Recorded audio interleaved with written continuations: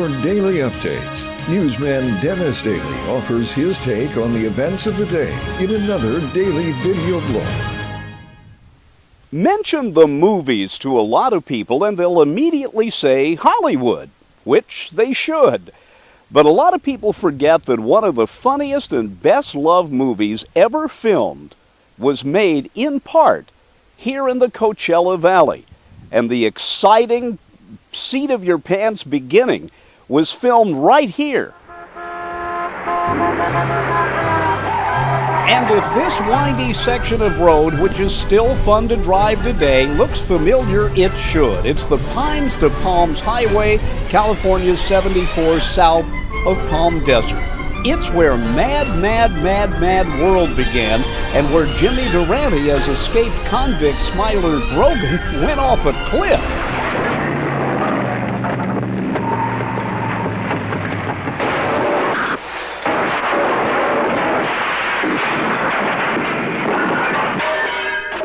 And then many of the Hollywood stars who happened to be behind Jimmy Durante's car when it went off the cliff, those stars stop, the men go down into the ravine and try to help Durante. But instead, he kicks the bucket.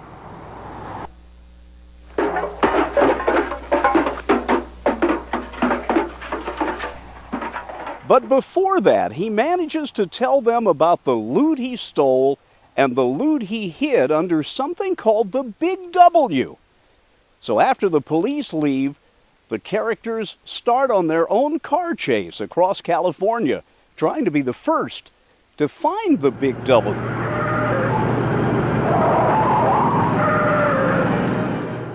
And after the filming up on the Seven Curves was finished, Stanley Kramer took his cast and crew down into the Coachella Valley for more filming. But some of the technicians stayed to a point just below that mountain. Here we are at the intersection of 74 and Indian Hills, smack dab in the middle of a luxury housing development. But in Mad World, nothing was out here. And this is where the technicians built and then destroyed a gas station that played a major part in the movie. And here at Bel Air Road in the 74, they shot the famous Jonathan Winters on the little girl's bicycle scene.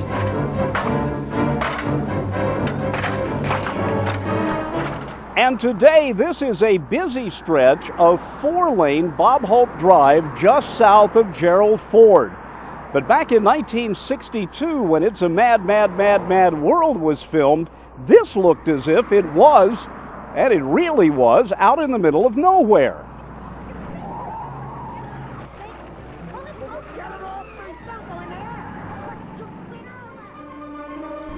And this is where Jonathan Winters made that sloppy left-hand turn.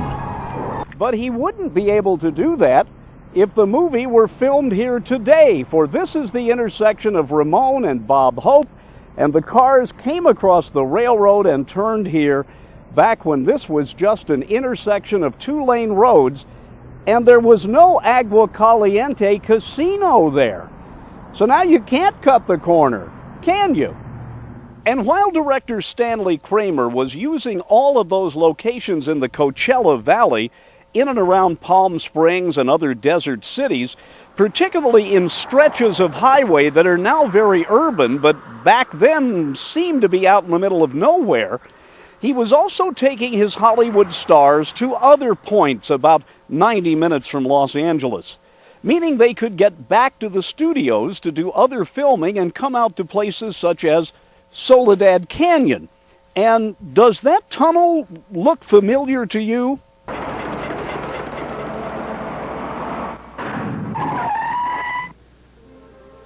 It's the filming site where a Jeep, supposedly driven by Terry Thomas with Milton Berle on board, goes through and crashes on the other side, about where I'm standing.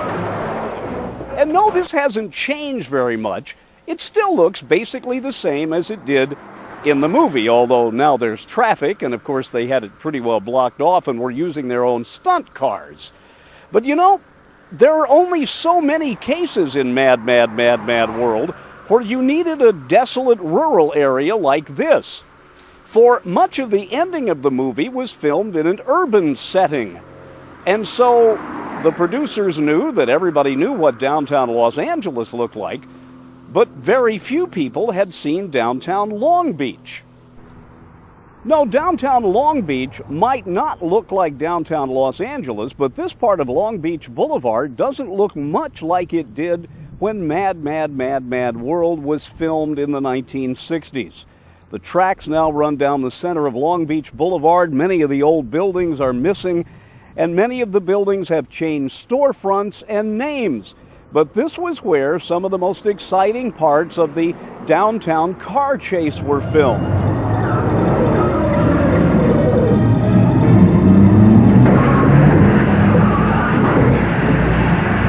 But sometimes it's impossible to find any trace of the old buildings that were used as sets in downtown Long Beach. After the movie was filmed quite near where we just were, 4 square blocks were demolished to build an inner-city shopping center, including the area where the hardware store was, where they got trapped in the basement. Come on. Oh, no, we're closed. It's 12 o'clock. It's 12 o'clock, you're closed. Wait a minute. So, what happened to that area? Well, the hardware store used to be at 5th and Locust, but 5th and Locust does not exist as an intersection anymore. If you were to go into that hardware store, you'd be in the lobby of this Walmart. And the building in Long Beach where they shot the high exteriors of Spencer Tracy on the roof was this building. But this was not the building used in the movie as the building. And over the years, the fans of It's a Mad, Mad, Mad, Mad World have driven a lot of miles to retrace the steps of the actors and the technicians. And it's more than just going through the Coachella Valley or to Soledad Canyon or coming to Long Beach. It's going to some pretty far-flung parts of California, including wine country and the Kern River Valley. But all of those scenes were put together into one cohesive, very funny movie.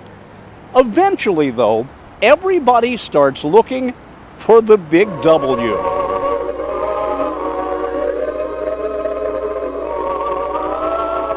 Why, that's it! Sure! Look! It's the Big W, I tell you! It's the Big W! And where is it? Well, it's along the Pacific coast in an area that back in the 60s was really out in the middle of nowhere. It's called Rancho Palos Verdes, and you have to look on a map. It's about 90 minutes south of Los Angeles, the perfect hideaway where they spent an awful lot of money building a set and spending most of a week filming there, looking for the treasure under the Big W on the shore of the Pacific coast. Wow, what a movie, what a trek around California. And it all began back in the Coachella Valley when that car went off the road on that great big curve. I'm Dennis Daly with your Daily News Update.